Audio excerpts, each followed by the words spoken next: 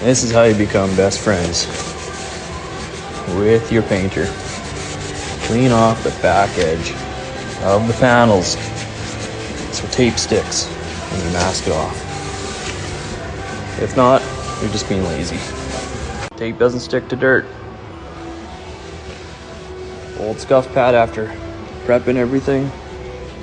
It's already used up, might as well use it for that. So I got a black van and I got a black Escape where I just need a bumper, so it's all about efficiency.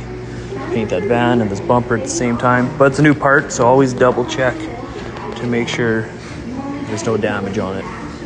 Another thing to check is when everything is built, sometimes they have excess plastic around the edges just from the mold when it was cut out.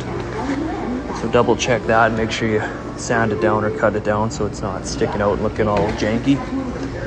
And then I guess also double check that it's the correct bumper for the job. And it looks like we're good to go. So we prep it 800 wet sanding and then make sure we scuff all the edges really well with a red pad and then send it.